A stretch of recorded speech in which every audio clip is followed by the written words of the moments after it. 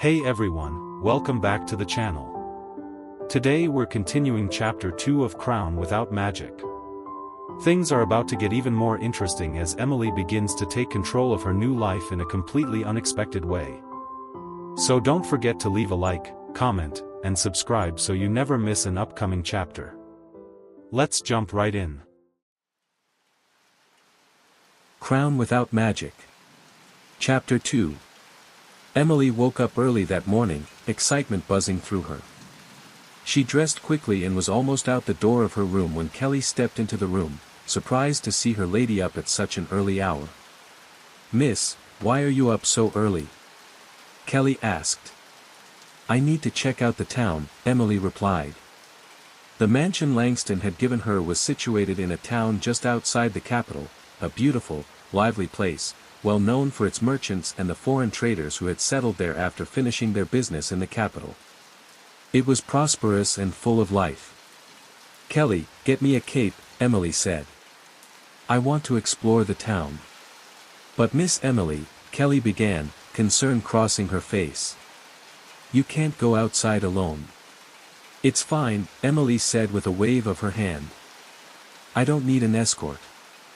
I may look fragile, but I'm perfectly capable of defending myself." Kelly could see there was no changing her mind. She retrieved the cape, and Emily fastened it around her shoulders.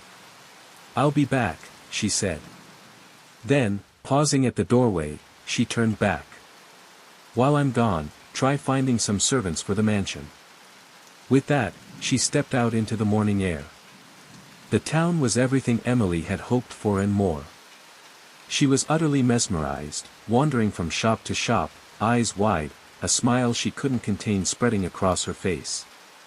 She still couldn't quite believe it. She was inside a novel. She explored every corner, visited every store, and eventually made her way into the market. Moving through one of the streets, she heard shouting and noticed a crowd gathering. Curious, she pushed her way closer. A man had been shoved out of a shop doorway. The person standing in the entrance pointed at him and shouted, "You're fired." Whispers rippled through the crowd. "I can't believe he fired him," someone murmured. "Wasn't he the best?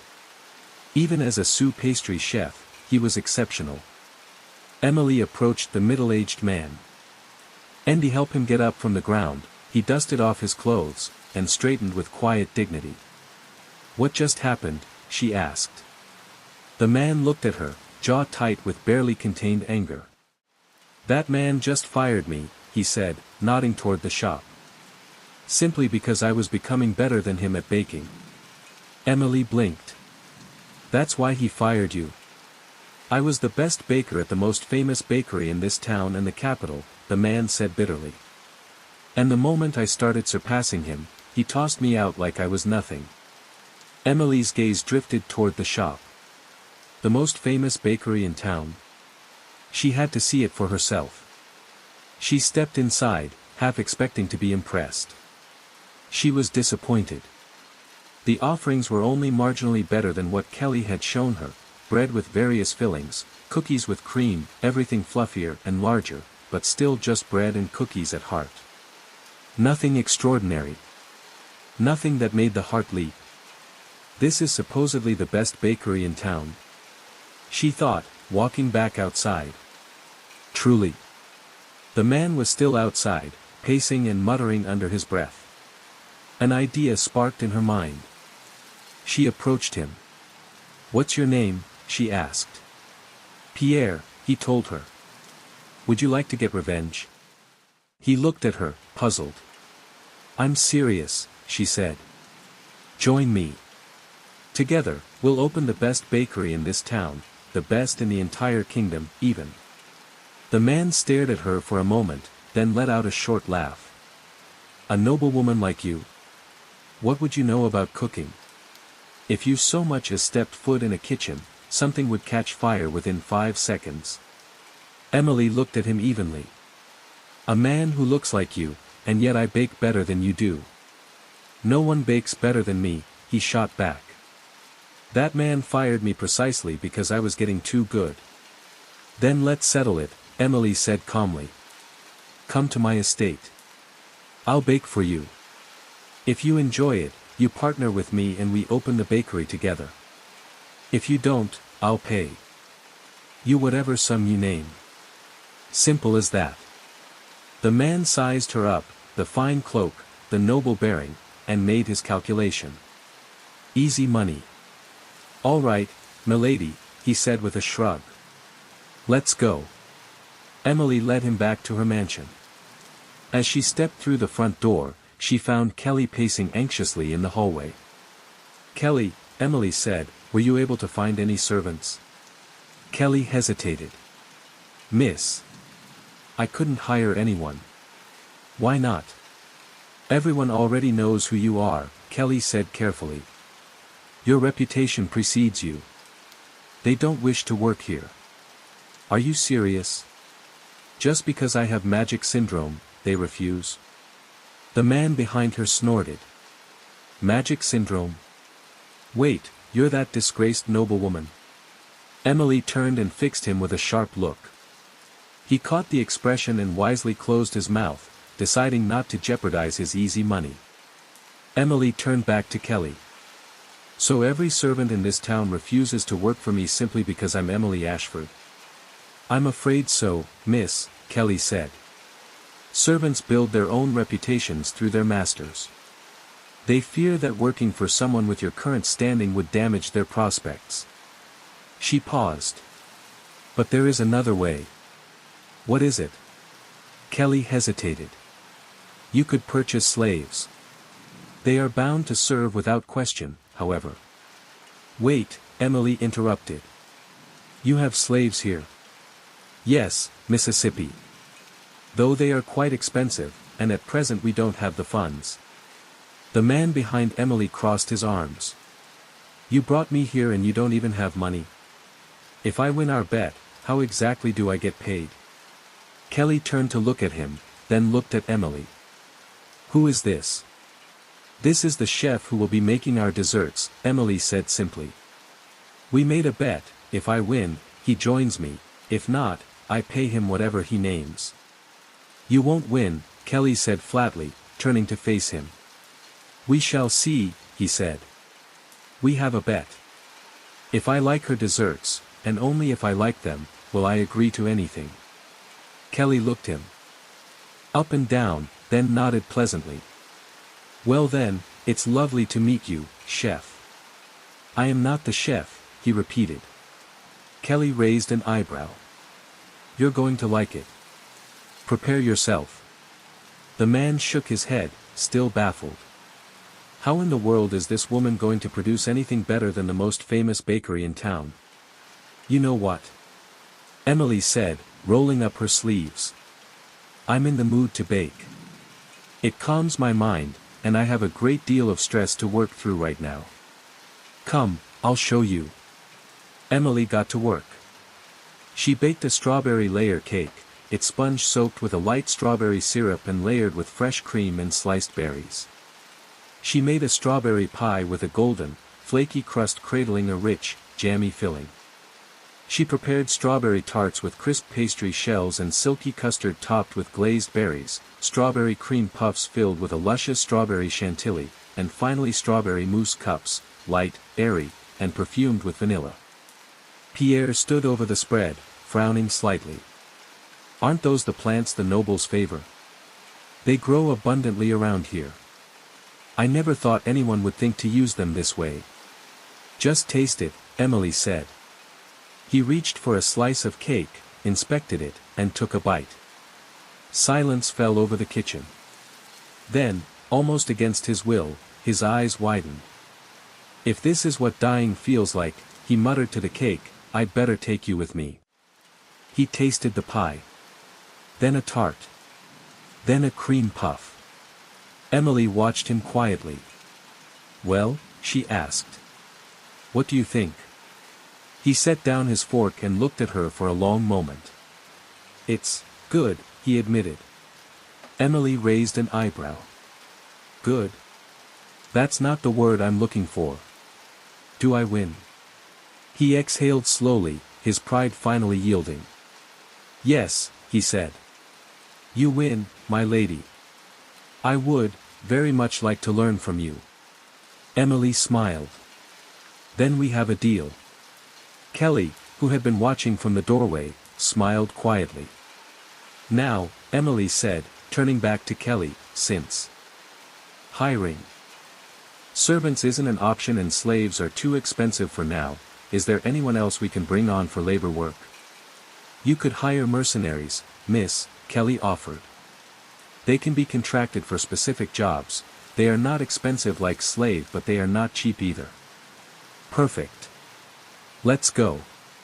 Emily, Kelly, and Pierre made their way to the mercenary guild. Emily stepped up to the front counter. I need 100 mercenaries, she said, to help excavate a mine. The man at the counter looked up. Excavate a mine? For what purpose? I recently inherited the mine in the Shadow Mountain Peaks, Emily explained. I need work carried out there. The man's expression shifted the moment he connected the details. And your name, my lady? Emily Ashford. The room went still for just a moment, and then the man at the counter laughed. A few nearby mercenaries glanced over. Emily Ashford. We don't assist disgraces here, he said bluntly. Get out. I will make it worth your while, Emily said, undeterred. Worth your while? He scoffed. You're practically penniless. Everyone knows what happened, the Duke divorced you and left you that worthless mine. And you were foolish enough to accept it. Kelly stepped forward, indignant. Do not speak to my lady that. 5 gold, Emily said. The man paused. 5 gold. For 100 people. Are you out of your mind? Per hour, Emily added. Dead silence. He stared at her. Per hour? Do you understand what you're offering? 3 gold coins keeps a commoner family of 5 comfortable for nearly a year. And you're offering 5 gold per hour? Kelly was quietly stunned, but she chose to trust her lady. I do understand, Emily said calmly. And I need them right now. So, do we have a deal, or not? Greed won. The mercenaries came. Emily led the group to the mine. No one was enthusiastic about it, the mine had a notorious reputation for yielding nothing. The mercenaries grumbled, reluctant and skeptical. But the gold kept them moving. Emily guided them to a section the previous miners had worked on for years without finding a thing. Everyone exchanged glances. Isn't that the tunnel that never produces anything? Someone muttered. Dig here, Emily said, pointing. They hesitated. But gold was gold. They dug. An hour passed. Then 2. Morale dropped. Men slowed, complained, and exchanged doubtful looks. But Emily kept them going. 4 hours in, the sound of pickaxe on stone changed. Then they saw it. A diamond vein. Enormous. Running deep into the rock like a river of frozen light. Everyone froze. You could buy an empire with this mine, someone whispered. Emily looked at the vein for a long moment, taking it in. A slow smile crossed her face. She turned to the head mercenary. 5 gold per hour, she said. Quite cheap, don't you think? Then she walked out. Within 2 weeks, everything was in motion. Emily had secured a team of professional miners and settled her debt with the mercenary guild, generously. The man at the counter who had mocked and belittled her was now standing before her, head bowed, asking for forgiveness. With the diamond revenue beginning to flow, Emily went to the slave market with Kelly. Everyone there already knew who she was, and more importantly, knew she had money now. The trader welcomed her with open arms. She had expected the worst, but what she found gave her unexpected peace. The slaves were well kept, fed properly, dressed decently, treated with basic dignity. Even so, the reality of it sat uneasily with her. She exhaled quietly and turned to the trader. I need 10 who know how to manage a household, she said, 2 who are well versed in combat, and 1 who is educated. The trader brought them forward. Emily assessed each one carefully, the 10 household slaves, then the 2 guards. But when she reached the last one, she stopped. Dark hair. Red eyes. What is your name? She asked. Lucien Viral, he answered. She knew that face. She knew that name. In the novel, he was the financial genius who had later caught Lillian Light's attention. Lillian had recognized his talent and entrusted him with managing Duke Langston's entire estate after the Duke's execution, when the prince had gifted everything to her. He was exceptional, methodical, sharp, and quietly brilliant, but Emily didn't that this was his past. And he was standing right in front of her. I'll take all of them, Emily said evenly, and paid without hesitation. Once they were settled at the mansion, Emily gathered them together and spoke plainly. I don't believe in slavery, she said. But I spent my own money to bring you here, so I won't simply release you without something in return. Here is what I offer, I will pay each of you as I would any hired servant. You may use that wage to buy back your freedom at your own pace. Once you've done so, you are free to leave, or to stay on as paid staff, entirely by your own choosing. Then she left them to talk among themselves. Everyone was surprised, confused and overjoyed. The 2 guards, brothers, as it turned out, were skeptical. Emily's reputation preceded her, and not kindly. The only true mark against her was being the first noble born with Mana syndrome, but rumor had twisted that fact into something uglier over the years, painting her as villainous and cruel. Still, they reasoned quietly between themselves, she bought us and gave us a way out. The least we can do is accept. Lucien said nothing aloud, but his thoughts ran deeper. Noble ladies had purchased him before, always for his face, never for anything else. He had resisted every time and been returned. Emily hadn't looked at him that way. But doubt, old and habitual, lingered at the edges of his mind. Emily gave them 2 days to settle in and grow familiar with the mansion. During that same time, she threw herself into the kitchen with Pierre, teaching him everything she knew, every recipe, every technique, every small detail that made the difference between good and extraordinary. When she was finally satisfied that he was ready, she helped him open the bakery. A week later, Sweet Petal Patisserie opened its doors. Word spread faster than anyone anticipated. The pastries, the strawberry ones especially, were unlike anything the town had ever tasted. Noblewomen hosting tea parties in the capital were sending requests.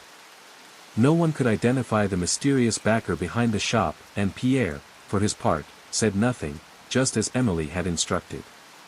What no one knew was that before the bakery had ever opened, Emily had quietly purchased every farm and every parcel of land surrounding the town where strawberries grew.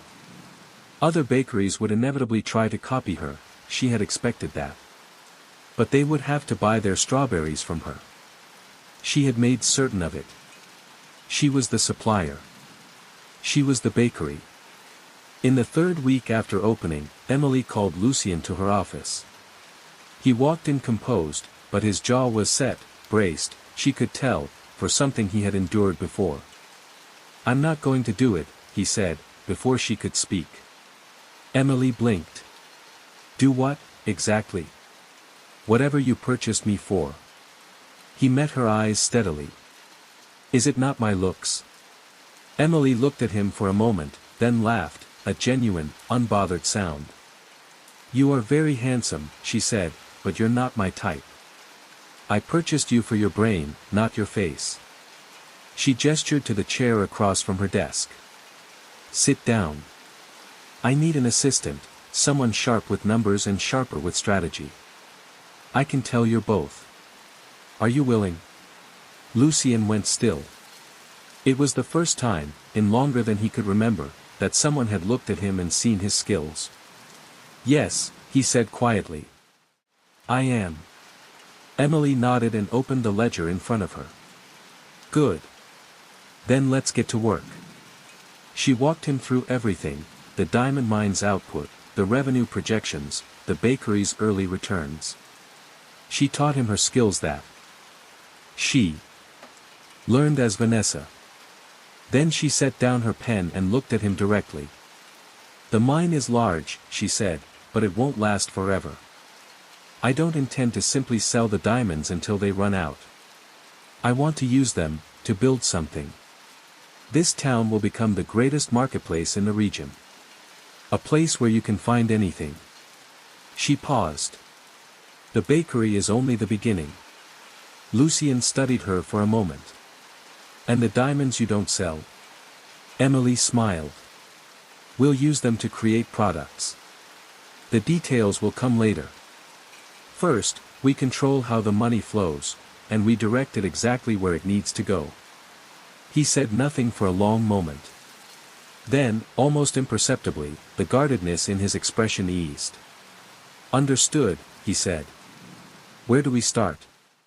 The servants who had once refused to work for Emily Ashford began appearing at the mansion door within weeks, eager now, full of smiles, suddenly very willing. Emily turned every one of them away without a word. As word of the diamond vein spread through the nobility, whispered across drawing rooms, passed between trading houses, murmured in the halls of every great estate, it reached even the most powerful among them. At Archduke Langston's estate, he sat in his office working through paperwork when Alfred, his butler, appeared in the doorway with tea. "Sire," Alfred said carefully, setting the cup beside him, "do you regret giving that mine to Lady Emily?" Langston set down his pen. "No," he said. "I gave it to her as alimony. She found something valuable in it, that is a blessing for her, nothing more." He picked up his pen and continued working. Alfred watched him closely. He could sense the faint undercurrent of something unspoken, but saw no hesitation in Langston's hand. And truthfully, it made sense. Langston was the wealthiest noble in the kingdom, a man who controlled trade with other continents and held dominion over every port connected to them. A diamond vein, however large, was not the kind of discovery that would shake a man like him. But that night, alone in his room with a glass of wine and the dark window before him, Langston spoke quietly to no one in particular. "How," he said, "did a woman like that find that mine? Was this why she was eager to leave? Did she already know about the mine?" He asked himself so many questions as he took a slow sip from his glass, but no one was there to answer them. Back at the mansion, Emily found the two brothers in the courtyard. Adrian and Julian were training with swords, moving through their forms with focused, practiced rhythm. She watched for a moment, then stepped outside and greeted them. They stopped immediately and bowed. "What were your names again?" she asked. "Adrian, my lady," said the older one. "And I am Julian," said the younger. Emily looked between them. "May I train with you?" They exchanged a glance. "Milady," Adrian said, choosing his words carefully, "have you ever trained with a sword?" Emily considered the question honestly. She had never formally trained with one, not as Emily. But as Vanessa, she had spent years being dragged to fencing practice by Stella, who had loved the sport with an enthusiasm Vanessa had never quite shared. She hadn't loved it either, but she had been good at it. "A few times," she said. "But I'm better at hand-to-hand combat." The younger brother very nearly laughed. But caught himself, barely. Emily tilted her head. "Would you like to test that?" Adrian straightened. "We wouldn't want to hurt you, milady." "So, you're scared," she said pleasantly. He sighed. "All right. Don't regret this." They took their stances. 3 moves. That was all it took. Adrian hit the ground before he fully understood what had happened. Julian stood frozen, wide-eyed. Emily looked down at him. "You were the one telling me to be careful." "I wasn't ready," he muttered. "Would you like to try again?" He got up. They went again. 3 moves. Same result. Adrian sat on the ground for the second time, turning the sequence over in his mind and finding no satisfying explanation. He looked up at her. "Where did you learn to fight like that?" Emily's expression didn't change, but something in her voice quieted. "It was never anything formal," she said. "My ex-husband never liked me. My family never liked me either.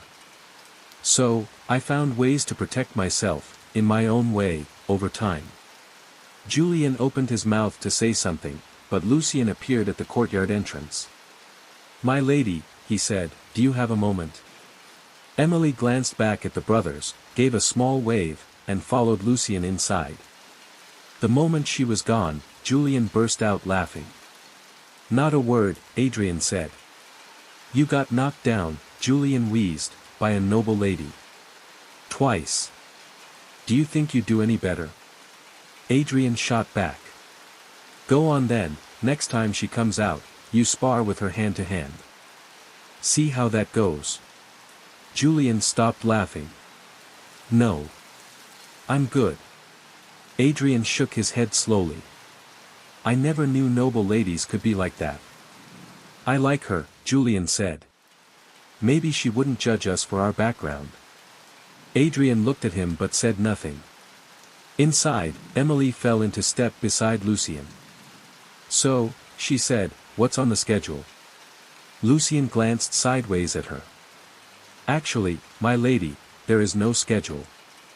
I came to tell you that we are ready. The foundation is stable enough to move forward with any new venture you have in mind." Emily looked at him. "Really?" "Yes," he said.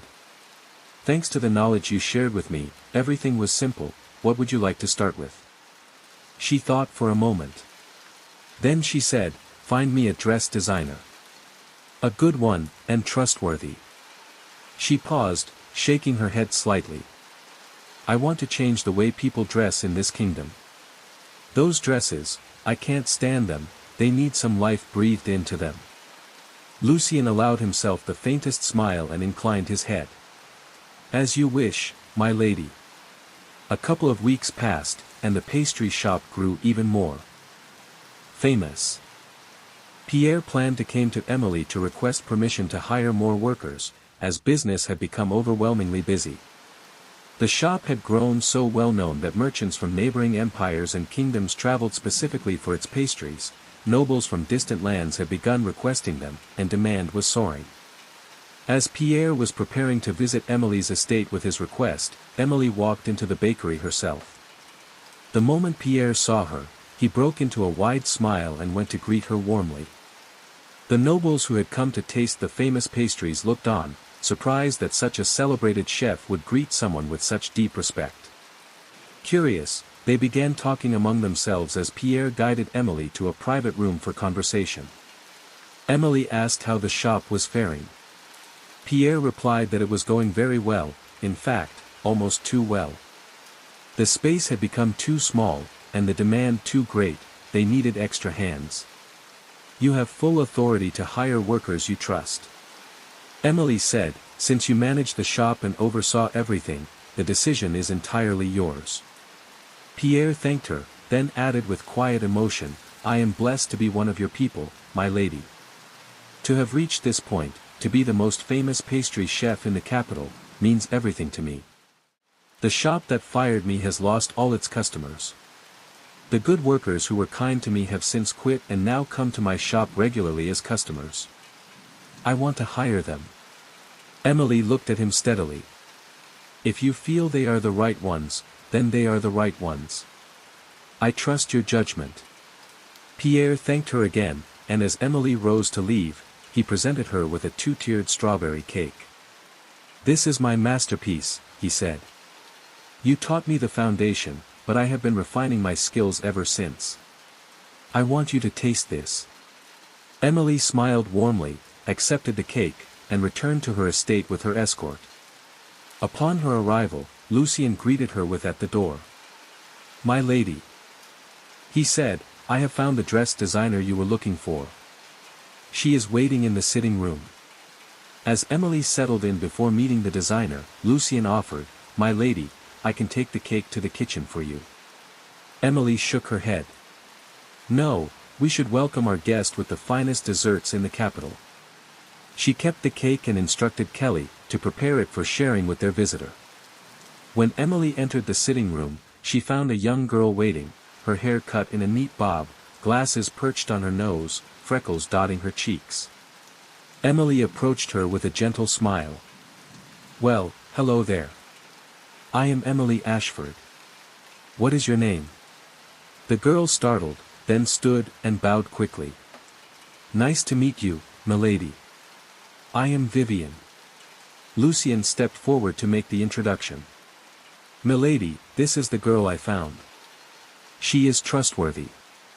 She trained as an assistant dress designer under her mother, who was renowned for her beautiful work.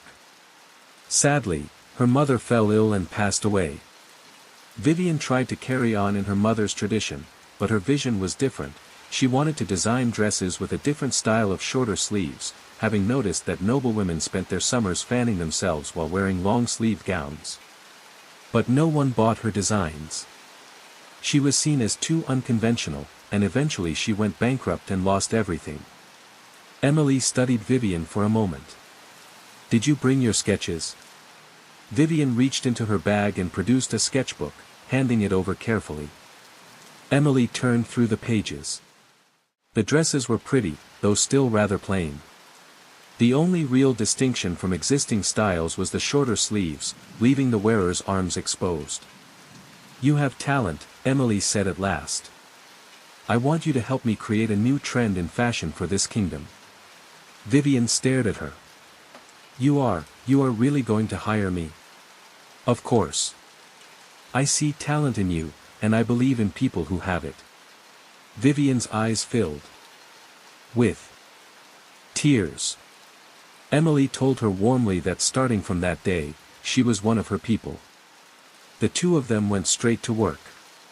Emily introduced the idea of incorporating lace and jewelry into the dress designs, explaining different styles and concepts as she went.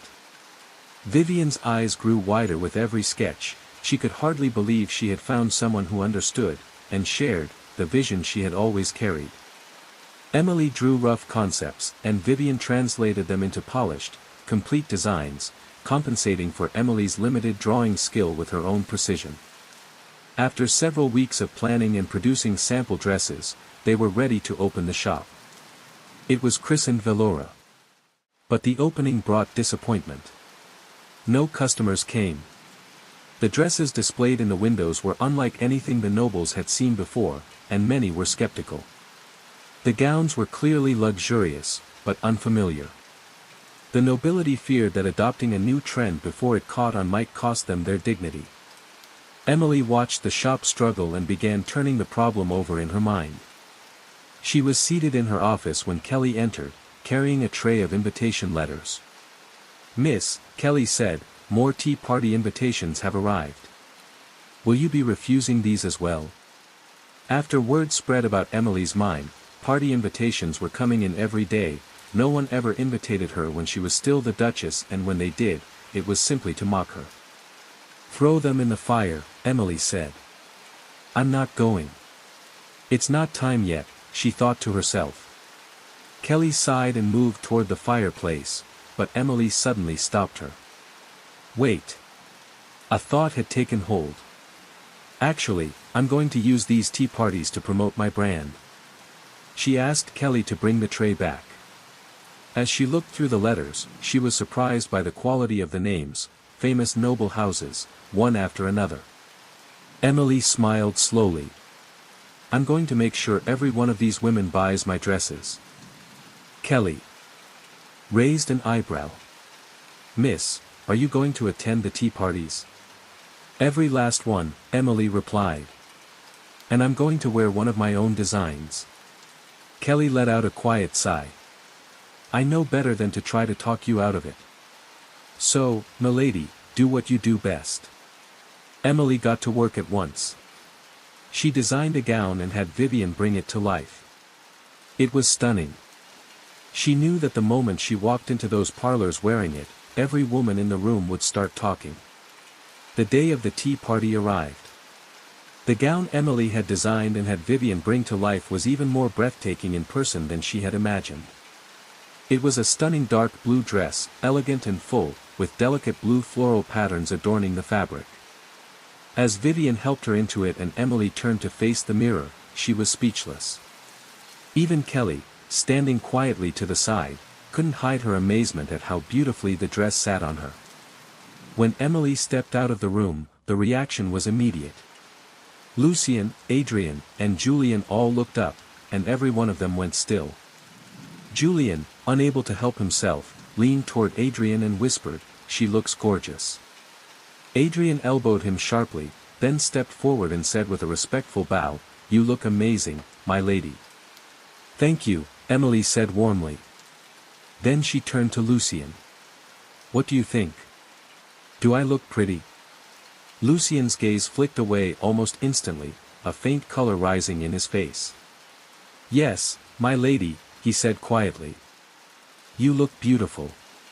Emily smiled, satisfied, and turned toward the door. "Well then, let's go to battle." Julian blinked. "My lady, you're going to a tea party." "For noblewomen," Emily said without turning around, "a tea party is a battlefield. We simply fight with fans and words instead of swords." She glanced back with a calm smile. "Now, let's take our leave." She had decided to bring Adrian as her escort rather than Julian, and Julian's expression made his feelings on the matter perfectly clear. "What? You're taking him?" "I want to go with the beautiful lady." "And that," Emily said pleasantly, cutting him off, "is precisely why I'm not taking you. Your mouth is your greatest enemy." She extended her hand without another word. Adrian stepped forward and helped her into the carriage with practiced ease, then mounted his horse. And they set off. When they arrived at the estate, Emily stepped down from the carriage and looked up at the grand facade before her. "I never knew the villainess of the story lived in such luxury," she murmured to herself. Emily's first tea party was hosted by Mackenzie Storm. As she approached the entrance, the maid stationed at the door to guide arriving guests looked up, and paused. Their eyes moved over Emily's gown, and though they quickly composed themselves, the surprise and admiration on their faces was unmistakable. They led her through without a word, and Emily followed with her chin level and her posture unhurried. As Emily entered the party, she could feel eyes on her from every direction, and she felt good. She knew her plan was working. A servant showed her to her seat, and to her surprise, she had been placed at the table where the highest-ranking noblewomen sat. The host herself, Mackenzie, presided over the table. As Emily was seated, she greeted everyone graciously. "Thank you for inviting me, my lady. I shall enjoy this greatly." Mackenzie studied her. Although it was never mentioned in the novel, Vanessa had sifted through Emily's memories and discovered that Mackenzie had a long history of bullying her at banquets and social events. Vanessa smiled inwardly. Well, Mackenzie. A villainess is always a villainess, but today's Emily is a different Emily entirely. You won't be walking over me." Mackenzie's eyes swept over Emily's outfit and curled into a sneer. "I can't believe you would dress so indecently. This is noble society. We are expected to present ourselves with dignity." The ladies at the table began to snicker. But Emily did not flinch. She met Mackenzie's gaze steadily.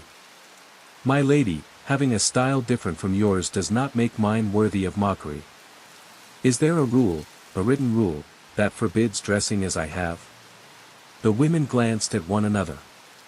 There was no such rule, and everyone knew it. Mackenzie shifted tactics. "Very well. A woman's style is hardly the most pressing concern. What I find far more curious is this rumor that you've discovered a mine. How could a woman possibly manage a mining operation? Women are meant to carry themselves with grace, not soil their hands with business." This was, of course, how noble society still thought, despite the fact that the late king had issued a royal decree permitting women to own businesses and inherit titles. The noblewomen of the court had simply never bothered to act on it, content to remain as they were. Mackenzie sought to use this complacency against Emily. Emily, however, was unmoved. With respect, it is not illegal for a woman to own a business. The previous king issued a decree expressly granting women the right to do so and to inherit titles. Are you suggesting the royal family was wrong to make that decision? Mackenzie opened her mouth, and found nothing to say. Emily pressed on, her voice cool and unhurried. Simply because you cannot envision yourself running a business does not mean every woman is equally limited. Laughter rippled across the table. Mackenzie's face burned crimson. She had lost, and everyone had witnessed it. After that, the mood shifted entirely. The other noblewomen crowded around Emily with questions about her gown, her fabric choices, her sense of style.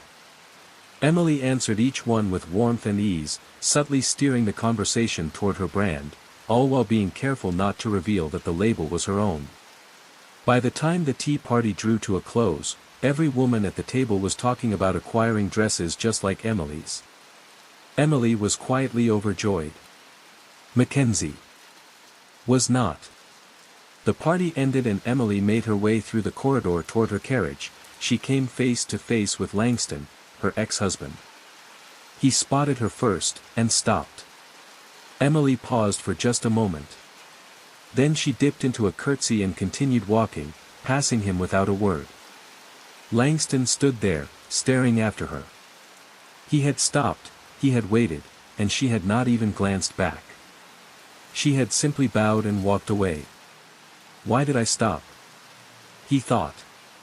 What was I expecting her to say?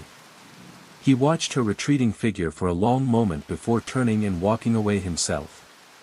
That night, long after the household had quieted, Langston was still at his desk when Alfred entered with tea. "Sire, it grows late. You ought to rest." "I need to finish these papers first," Langston said without looking up. "I've brought you tea to ease the strain," Alfred said quietly. "I'll take my leave now." The door clicked shut. In the silence that followed, Langston found his thoughts drifting. Why did I stop in that corridor? Was I expecting her to say something? Was I hoping she would come back to me and beg as she used to? He turned his pen over in his hand. And what was she wearing? A beat passed. She looked remarkable in it. He caught himself, set down the pen, and stared at the wall. What the hell am I thinking? He pulled the papers closer and forced himself back to work. In the weeks that followed, something quiet and satisfying began to take shape. At every tea party Emily attended, the noblewomen arrived in gowns from her brand. At every gathering, the desserts on the table had come from her bakery. No one made the connection, no one knew, but every time Emily noticed, a smile spread through her that she kept entirely to herself. Party by party, season by season, Emily's reputation grew. 6 months passed, and Emily's life grew better as it grew busier. She upgraded her bakery to a larger space, hired more workers, and her clothing brand, Bellora, became so famous that the reservation list stretched up to 2 months out. Emily felt proud of herself. But as her life improved, it also became more exhausting. One day, while working in her office, she leaned back in her chair, stretched her arms, and thought about how well everything was going, so well, in fact, that she couldn't even catch a break. At that moment, Lucien walked in. "My lady," he said, "I have a question." Emily gestured for him to continue. "The pile of diamonds we keep receiving from our deliveries, it's growing faster than expected," he said. "What do you plan to do with them?" Emily stood up and walked toward him. "Do you have your pocket watch on you?" Lucien reached into his coat and held it up. "I always carry it, my lady." "Good." Emily smiled. "Because I've been thinking, we're going to start a new business. Wristwatches." Lucien blinked. "Wristwatches? But pocket watches are already common." "Exactly. That's why we're making something different." She tapped her wrist. "Wristwatches. Targeting male customers. And those diamonds? We'll use them to decorate the faces and bands, make them luxurious, the kind of thing wealthy men can't resist. Lucien considered this, then nodded slowly. But that's not all, Emily continued. We're also expanding into luxury goods for women. We already make dresses, but women need more than that. I want to create handbags, diamond-studded, with the Valora logo, a V set in diamonds. And shoes. Open shoes with straps, not those boots that take half the morning to lace up. Lucien stared at her with something close to admiration. Sometimes I wish I could look inside your mind, my lady. Emily laughed. You'd only find strawberry cake in there. She sighed and rolled her shoulders. I'm stressed. I need to move. I'm going to the training ground. After changing her clothes, Emily made her way to the training ground, where Adrian and Julian were already in the middle of a practice session. They stopped when they saw her. My lady, Julian greeted, grinning. Here to throw Adrian on the ground again? Just here to stretch, she said, waving him off. What are you two working on? Elemental magic, Julian answered, then froze, clearly realizing what he had just said. Emily raised an eyebrow. Elemental magic? Isn't that only for nobles? Adrian and Julian exchanged an uneasy glance. After a beat of silence, Julian sighed. I think it's time we told her the truth. Adrian crossed his arms and looked away, but he didn't disagree. Julian spoke first. Their father was Viscount Aldrich Voss. Their mother had been a maid who had an affair with him. Adrian was born first. Then their father married a noblewoman, and their mother, convinced he still loved her, stayed. Julian was born not long after. When the Viscount's wife found out, she had them removed. After their mother died, they were sold into slavery. When Julian finished, Adrian stared at the ground. I understand if you see us differently now, he said quietly. Illegitimate and mixed blood, I wouldn't blame you. Emily was quiet for a moment. Then she shook her head firmly. I don't blame you. I blame the adults who put you in that position. Children shouldn't have to suffer for the choices their parents made. She looked at both of them. You're no different to me than you were 5 minutes ago. Neither of them seemed to know what to say to that. Emily let the moment settle before changing the subject. Now, can you actually show me this elemental magic? Julian had barely raised his hand when footsteps approached from behind. Miss. Kelly called, slightly out of breath. I've been looking everywhere for you. Emily turned and quickly caught Kelly up on what had just been shared. She made her position clear.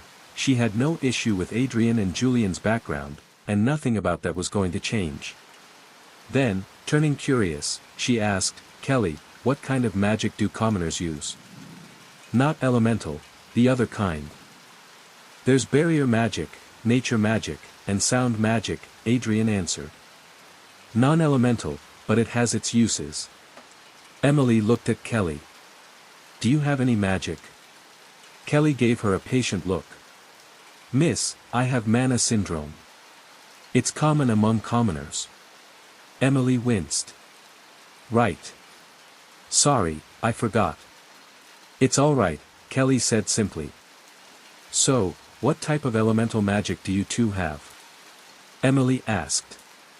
Let me show you, Julian said as he summoned a small flame in his palm, roughly the size of a basketball. He held it out like it was a gift. Emily looked at it. Then at him. That's it? Ah, yeah, Adrian confirmed. I was expecting something a bit more, I don't know, dramatic. Large attacks. Actual power. Elemental magic isn't particularly powerful, Adrian said. It's mostly a symbol of noble status. Even commoner magic has limits. Emily went still. The pieces clicked together, and something hot rose in her chest. Her family had rejected her, had cast her aside, treated her like a defect, over this? A campfire, over something this small. She took a breath. What about mana syndrome, then? Does it actually mean you can't use magic at all? Not exactly, Adrian said. Mana leakage can be controlled. But controlling it doesn't automatically mean you can use magic. How do you control it? Mentally, Kelly said. You just, hold it, like you are doing right now, miss, your mana's not leaking right now. But why do we have to keep it locked in? Emily asked. The three looked at each other. Leaked mana is very flammable, Julian said. If a person with mana syndrome walked around while mana was leaking, even a small spark of flame could set them ablaze. Wait, Emily said, but I never control it, why is it no leaking? It is something people with mana syndrome learn at a very young age, that the body keeps doing it unconsciously as they grow, Adrian explains, but you can still shut it down if you want. Emily closed her eyes and tried it. Something shifted. And when she opened her eyes, Kelly was staring at her with wide eyes. A dark gray-blue aura was curling off Emily's skin like smoke, visible, unmistakable, and clearly far larger than anything any of them had expected. Kelly slowly raised her own hand. Her aura was barely a shimmer, faint, almost invisible. Emily looked at her own hands. The aura curled and drifted. She had been abandoned because she lacked a noble's elemental sign. But she had this, mana so dense it was visible to the naked eye. The anger settled somewhere deep and quiet inside her. That night, as Emily lay in bed, she kept staring at her hand, releasing her mana and watching the dark gray-blue aura pool across her fingers. Then a thought struck her: if mana is flammable, and mine is this dense, that means it's even more highly combustible than ordinary mana. She stilled. And if I can control how it leaks out, I can control it outside my body. I can use this as a weapon. A slow smile spread across her face. End of chapter 2. Don't forget to subscribe so you don't miss out on the next chapter.